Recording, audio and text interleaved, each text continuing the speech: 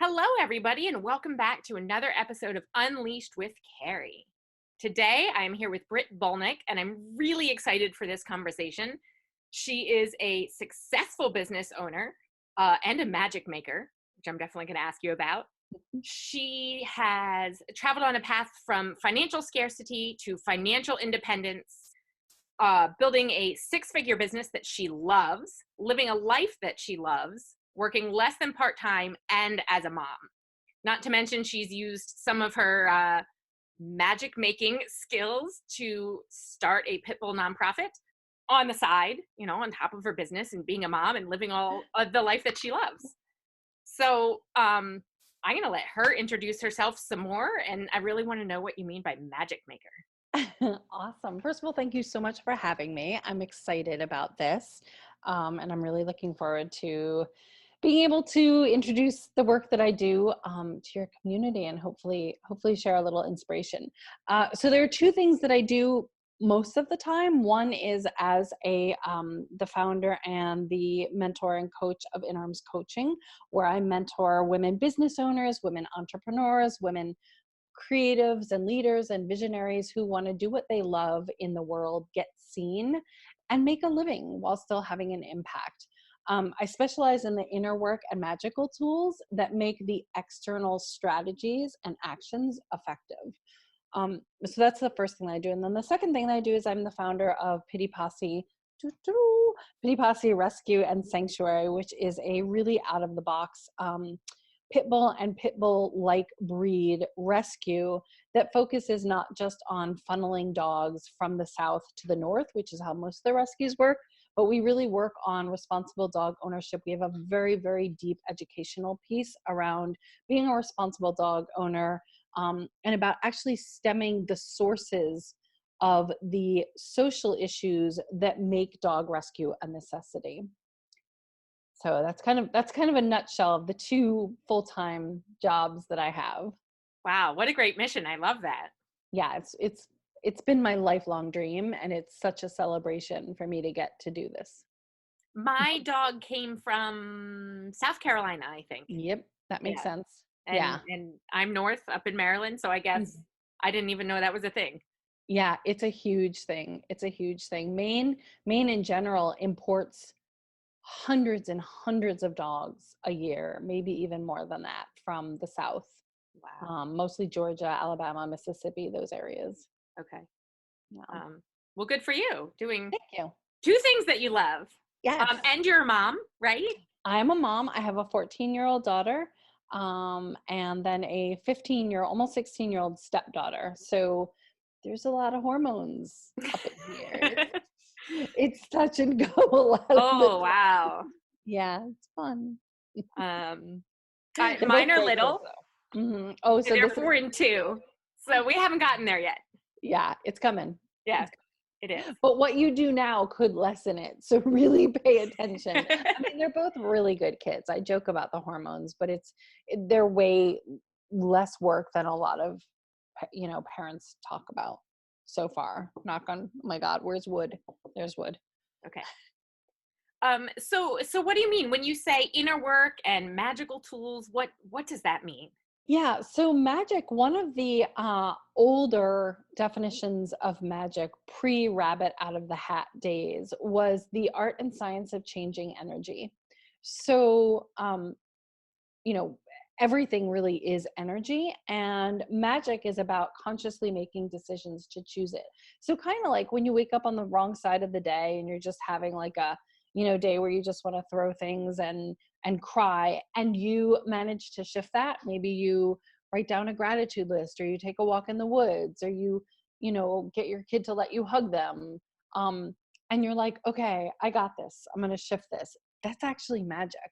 Or for the women that I work with, when they send out a newsletter campaign and the click rate is really, really low, and they have a moment where they're like, why am I even doing this?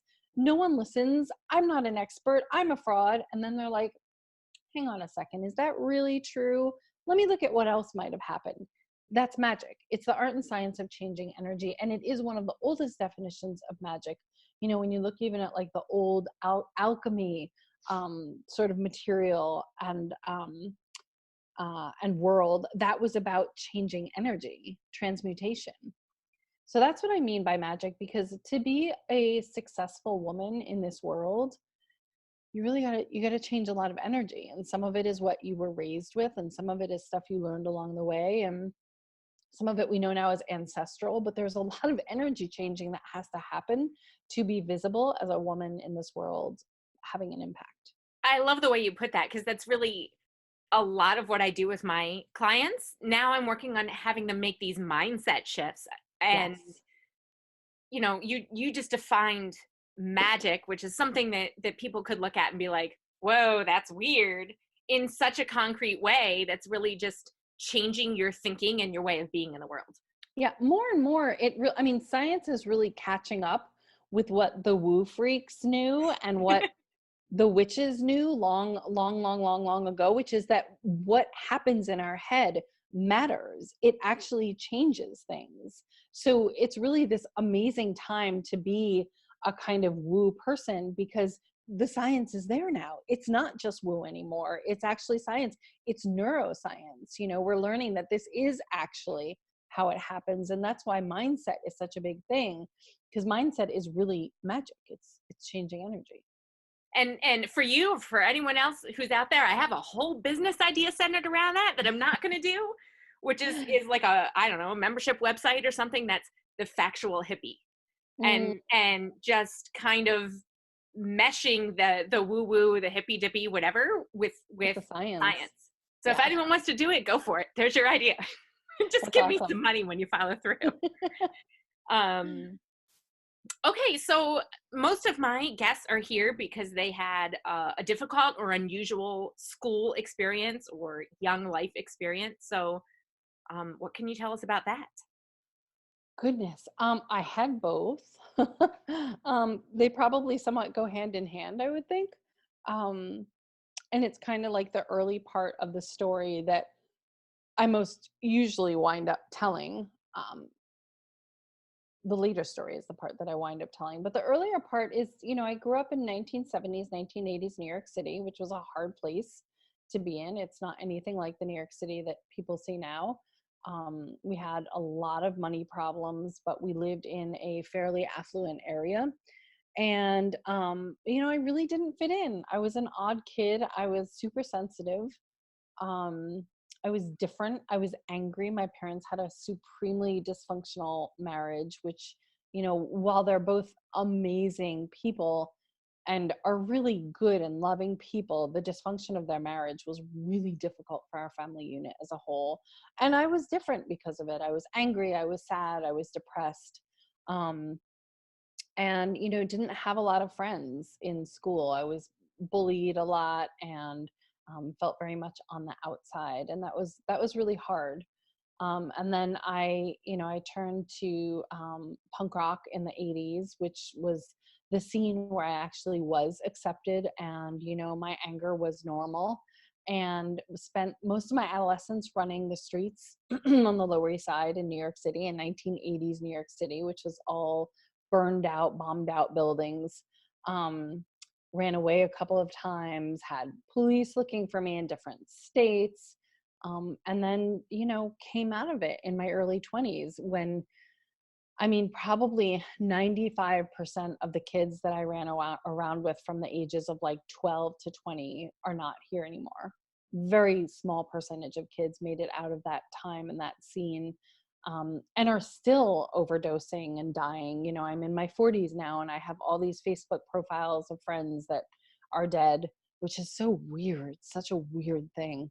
Um, but I am probably, of all of the people that I know from that time, which are only a few at this point, I am the one that really came out of it and made a happy, healthy life, and is raising a halfway sane, pretty cool kid, and is in a happy marriage and has, safety and security. And that's a really big deal.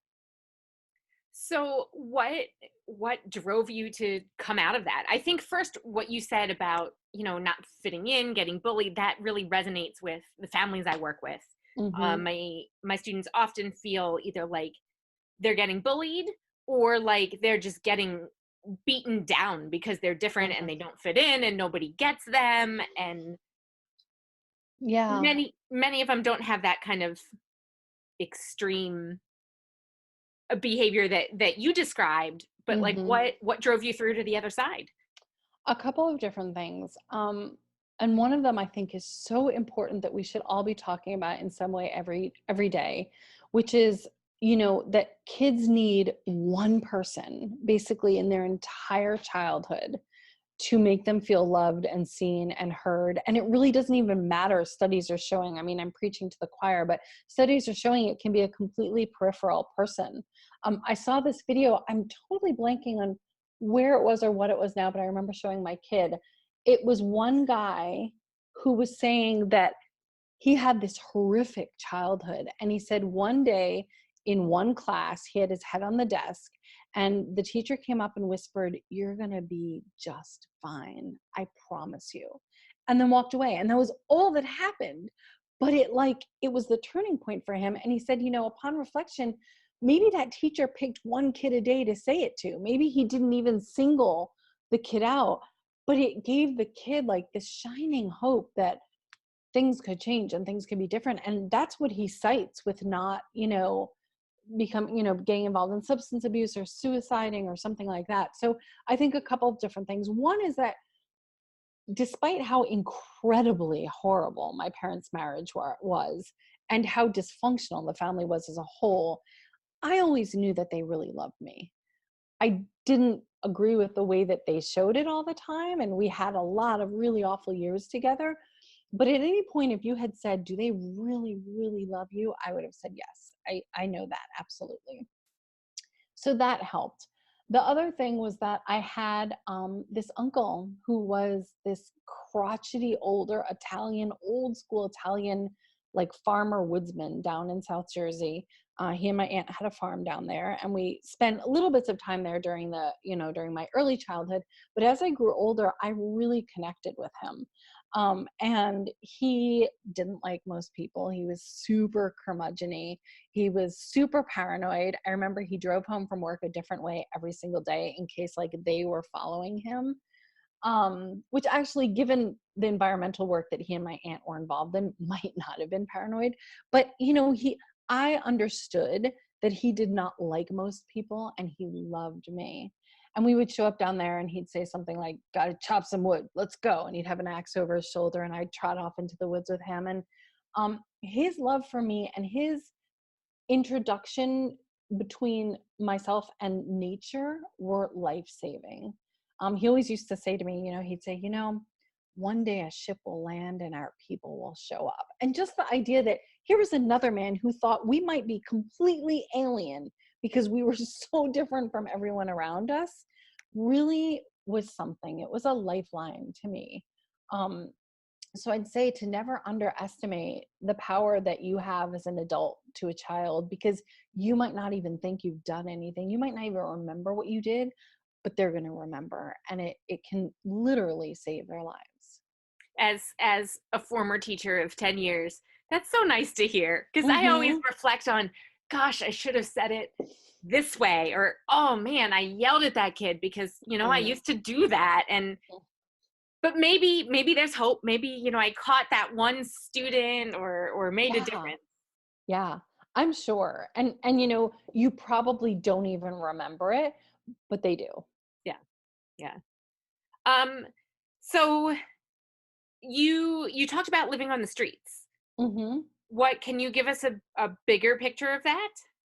Um, well, I informally lived on the streets in that I ran them constantly, and most of Mhm. my friends were homeless. I did have a place to go at night, but that didn't take me out of the culture. I ran away a few times and was on the streets then, in Florida, and pretty much on the route from New York to Florida. Slept in abandoned buildings and, ate in food lines or spare changed for food. But my culture was homeless, was a homeless youth culture back then. I remember every once in a while I'd bring a kid home that, it was cold and they didn't have a place to stay. Or when I was 15, actually, my boyfriend who was homeless, when I met him, my mother let him move in with us. And for the next year, they like paid his doctor's bills and, So we often had kids staying there that didn't have anywhere else to go. But I was very much immersed in that culture. That's incredible of your family. I don't Yeah, think you'd find yeah. a lot of people who would do that. No, they're really good people. I mean, they're really, really good people. Just really decent people. So that was kind of their style. I can remember missing dinner because my mother and I saw a stray dog, and we spent like 3 hours chasing it through the streets of New York City with like a package of turkey in our hand. She's that kind of a person, or we'd see a homeless man and we'd run home and make him a sandwich and then go back. I mean, that's something that she really instilled to me, that we are responsible for each other, whether we know each other or not. We're all responsible to some degree for each other. And that was an amazing gift she gave me. So those were kind of like the lifelines that took me through that period, even though I was so angry and self-destructive. The love that they taught me and showed me, despite their issues with each other, were really kind of life-saving. So what brought you out? You had the parents who loved you, the strange uncle Yep. with the great bonds.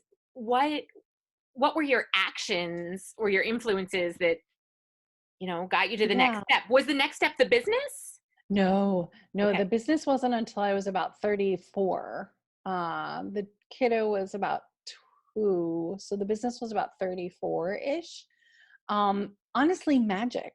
I started learning about magic in the super, super commercialized vehicle of Wicca, which is like the pagan, that's kind of like the first thing that anyone hears about magic often. But it really resonated with me because the premise of paganism, no matter which school of thought or magic you're looking at, is really about, what you put out into the universe comes back to you. We're all responsible for ourselves, our actions, and each other. The earth is a part of us and we're a part of the earth. Like, it was all the stuff that I had grown up believing, but I didn't have a name for it. My mother was raised Christian, but she was Jewish, and my father was raised Jewish. So I came up in a Jewish household that also celebrated Christmas. But I didn't know that there was like a whole school of spirituality that basically taught the things that I had been raised believing. My mother had a cow when I started bringing home books on Wicca, and she was horrified and terrified, and she was like, "There's no witchcraft," and it took me many years to say, "Mom, this is really just the things that you've taught me in a container." But the study of paganism really started to bring me back to myself. I had really disconnected um, kind of pathologically from some of the trauma and experiences that I had gone through. So it brought me back to myself. It brought me back to communicating with myself, and it brought me back to loving and respecting myself. And that's what really brought me out. I started that. And also, and this was fun, when I was 19, through rampant drug use, and I was working in New York City nightclubs, not sleeping for days, I contracted Epstein-Barr virus, which is the mother disease of mono. And like a herpes virus, it lives in your body for your entire life. There's no cure for it. So when I came down with it, I was working at a really famous club in New York City and not sleeping and barely eating and drinking all the time. And I almost literally couldn't move for 6 weeks. I had to sit on the toilet to brush my teeth because I couldn't stand long enough. And I was bedridden for about 6 weeks. And I just got this like download of like, girl, you're not promised anything. Like, your body doesn't have to move. It doesn't have to work. It could stop working. And it did. And that was also part of the path where I was like, whoa, I'm taking all this for granted. And I've already done myself grave harm that I'm never going to be able to heal. So let's think about this. Is this really, do I want to live past 23? Do I want to be able to move? Do I want to have choices and options in my life? Yes, I do. And that's sort of what that and the magic and the Epstein-Barr were really like on either side of me, escorting me out of those dark days. So you were working in the nightclub, then what did it look like to get to the business? Like It was other a really jobs long or path. It was a long path, and there was a little bit further down to go because I had to sort of test that, like, do I really have to take care of myself? right? Um, But eventually what happened, I had a boyfriend who, he's actually been my friend since I was 19. And for 2 of those years, we dated. And he was very wealthy. He's always been very wealthy. He does like really high level computer stuff and exceedingly eccentric. And he watched me just sort of do crappy job after stupid job that I hated and making nothing. And finally, one day he sat me down and he said, I'll make a deal with you. I will support you completely for 1 year if you do nothing but the things that you love. And I was like, oh, that's kind of cool. Okay. And so I accepted his deal. And then I plunged into this deep depression because I didn't know what to do. And with the schedule taken out of my life, like I would just wake up in the morning and be like, I don't have anything to do. Like the lack of structure gives me a lot of anxiety. So I had nowhere to go. I had nothing to do. There was money on the counter for me. I didn't, like, it sounds like a dream come true, but it crashed me into this, who the heck am I and what do I want to do with my life? So I spent a lot of time crying and lying in bed. And then I just started to think, and I started to think about all of the lessons that I had learned and all the hardships that I had overcome, and how I really wanted to help other women overcome their hardships. And I wanted to do it through a lens of like women empowerment, feminine, feminine, like studies sort of things. And I started to put together this curriculum. Oh, I had also in the meantime found a college that I loved, finished their BA program, and gotten my master's degree, or maybe I was in the process of my master's degree through them. No, I was not yet, because this guy did that. So I was in an amazing undergrad program at a college that I loved that was based on independent studies. So I was doing these really amazing, like brain opening studies. So I put together what I decided I wanted to do was I decided that I wanted to teach women in the New York City shelter system literacy skills through a lens of women's studies. So I wrote this whole curriculum, and then I went to a women's shelter like resource center, and I said, can I make a class and can I teach your women, your clients this? And they said, sure. And I showed up for 5 or 6 weeks. I think one woman came once but never came back. And I realized that it wasn't, these women in the shelter system in New York City have to run all over the 5 boroughs. They have to take their kid to school 2 hours away, then come back 3 hours that way to get their food stamps, then go back. Like it's horrible. And they didn't have time to sit in a room and do women's studies and learn to read and write. So I tried to think about where I could reach the same women in a way that they had the luxury of time to learn. So I went to the director of education for the New York City jails. And I said, I want to teach this program. And New York City has one, or had, actually Rikers Island is closing, but they had one women's facility on Rikers Island and the rest are all men. And long story short, she hired me to teach. On the day that she was driving me into Rikers Island, she said, by the way, we didn't need anyone in the women's facility, so you're going into one of the men's facilities today. I had a women's empowerment, like literacy curriculum plan. I got thrown in with a bunch of gang members at a college prep level that first day. It was horrifying, but I wound up loving it. And I taught in the New York City jails for 4 or 5 years until the funding ended. They pulled the funding. And then taught in a women's maximum security prison for a year or two.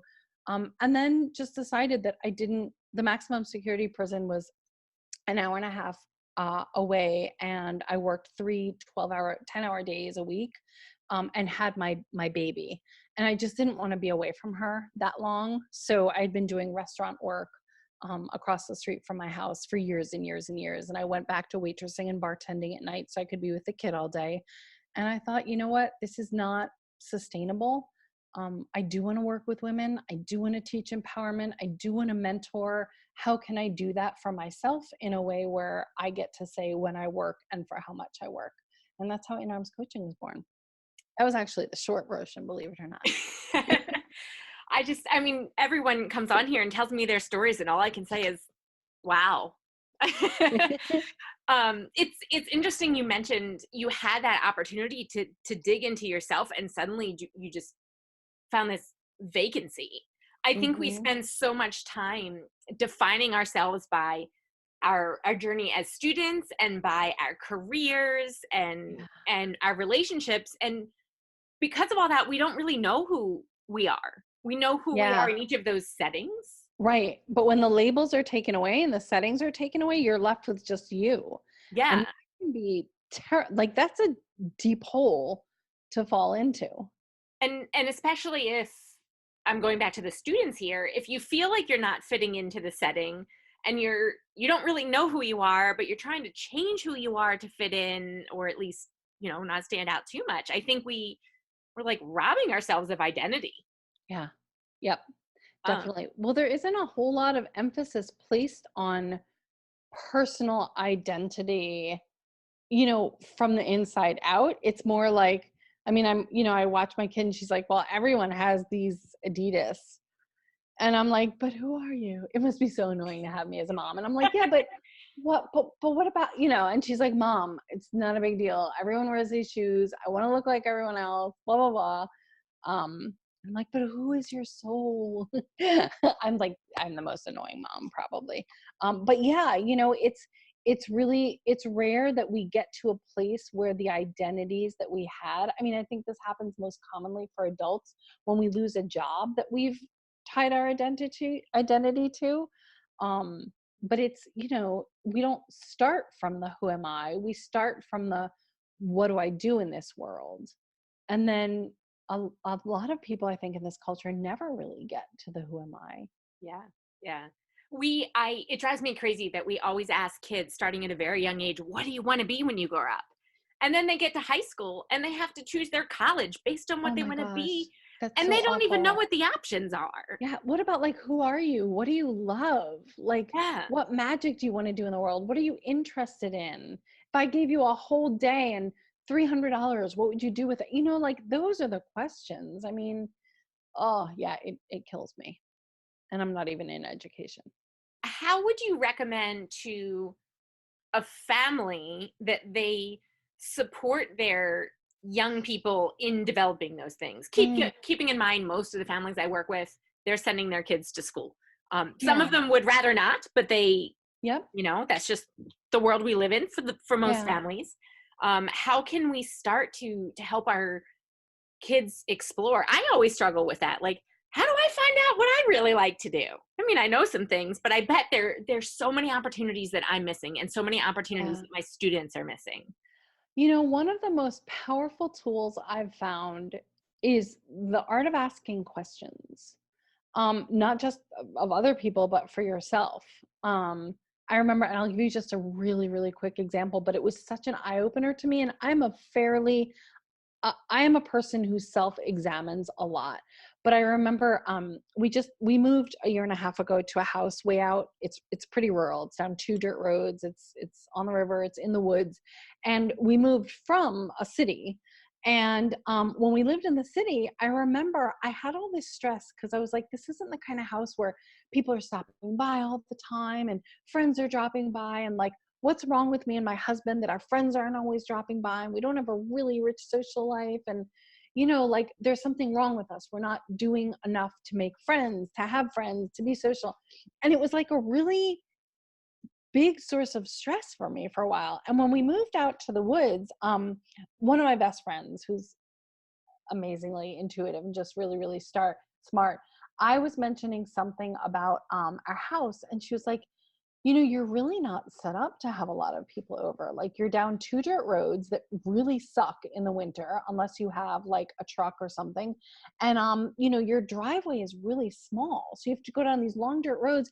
And then if there are more than 3 or 4 cars in your driveway, it's almost impossible to turn around and go back out the driveway. And she's like, it's almost like you don't really want people over. And I started to think about that, and I realized that I actually really don't want a lot of people over. Our dogs go crazy. We have to clean. Like, it actually causes me a lot of stress. I like people over in little bits and pieces here and there. But I was like, oh my gosh, I'm 47. And I've had this idea that I'm a really social person who wants people over all the time. And it's actually not true. And I had this whole like, how did I not know this about myself sort of thing? But to go back to your question, one of my favorite things to do with my kid is just ask her questions, like everything. From like, if she comes to me and says, I can't open, I can't figure this thing out. And I'll say, well, what do you think the first thing that we should do? Like, I just get her to think all the time. And part of that is saying, well, what do you think about this? Or having conversations with her like, hey, I heard someone posted a post about this the other day. What do you think? And getting her used to thinking, oh, what do I think? What's my opinion? Who am I in this scenario? And that's been something that I think, of all the annoying ways that I've parented and all the mistakes that I've made, of which there are probably thousands at this point, that's something that I've done really well. I've encouraged her to be her, and I've helped her figure out who that is. And sometimes it's just saying, like, like, what do you think you'd do in this scenario? Or what are your feelings about this? But one of the things I've done with her since she was little was really just been aware of, like, helping her to see who she is and then facilitating for her, not controlling or guiding. And that's been really hard for me. Like, I actually wanted to homeschool her. When I was pregnant with her, I was like, I'm going to homeschool this kid until, if and when she goes to college. Well, I have a kid that loves school. And she actually picked this like super academic academy that she wanted to go to for 8th grade. And I had to be like, that's really not what I want for her, but I should just get out of her way and let her try it. We can always pull her if it doesn't work. And I let her pick it, and she loves it. And she's like this straight A student. And at a time where I was literally on the streets of New York, she's talking about going out for cheer squad and homecoming. And part of me is like, that's so weird. And part of me is like, well, but she's her. And I've been able to get out of her way and let her be her and let her decide, am I a kid who goes out for cheer squad? Am I a kid that likes a football player? Am I a kid that's straight? Am I a kid that's bi? Like, she gets to question all these things, and I participate in the questioning with her. So really, one of the most powerful things you can do for your kid is just, especially as they get older, you'll see, find the ways that they're comfortable talking to you. Like, my kid doesn't love to talk to me face to face. I get the most out of her when we're driving. So I look for reasons to drive her to school, to pick her up, to go on errands, because that's where we really talk. And then just ask them to talk, ask them about who they are, ask them what they think, ask them what's happening with their friends and what they think about that. But I think that that's one of the most powerful tools I've had as a parent. I think that's fabulous. I think sometimes as parents, we want to create little mini-me's, but then you're preventing the kids from being who they are. And eventually, I think there's probably that rebellion stage. Yeah, whereas definitely. if you're raising them to explore who they are now, I think you're probably less likely to see that rebellion. Granted, I'm no parenting expert. My kids are 4 and 2, so what do I know? But that's my suspicion. Yeah. Yeah. I mean, I agree. My stepdaughter 2 years ago, she was like, I might be a they. I don't know if I identify with a female pronoun. And we were like, okay, you're a they, and she wanted to like bind her chest. And we were like, okay, where do you get the binder? And then she was like, oh, I'm just kidding. I'm a she. And we're like, okay, you're a she. Like, it's okay, kiddo, because we love you and we're here to help you figure out who that is and to facilitate whatever it is that you love in whatever shape, in whatever form, as long as it's healthy and supportive of you. Yeah. Especially in this world, because there are so many things to explore, some positive, some very scary. Yeah. And we have to give them the tools to navigate the scary ones. Yes. We can't just save them. If you say no and try to clamp down on the non-scary ones, then they're not going to listen to you, for the scary ones. Yeah. And I've just seen that over and over again. Like, I am so accepting of my kid that when I am like unequivocally no, she's like, all right, okay, you must have a reason, because you say yes for most things. Yeah. I love that. I'm gonna remember that one. Yeah, it's a good one. And and if I do say no, I tell her why I'm saying no, because what I want her to do is understand and trust my decisions, not submit to blind authority. And I think that that's something that parents often make a mistake, that kids should listen because you're the parent. Well, guess what? At about 13 or 14, the new person that they're listening to is going to be their peer group. So do you really want the blind obedience thing working for them then? Or do you want them to grow up knowing that things should make sense to them? and that you're going to give them reasons because it's a teachable moment. You have to hold my hand on the street because you run if you don't, and you're not safe that way. So you have to hold my hand. Yeah, that's fabulous. That kind of stuff for your level, for your age. So we have to wrap up in a minute or two here, but can you tell everybody where to find you? Yes. If this resonates with them, because I'm sure it does. Yeah. I'm really active on Facebook. My business is In Arms Coaching, just the way it's spelled. And the website, if one wants that, is just www.inarmscoaching.com. The dog rescue is Pity Posse Rescue. That's also on Facebook.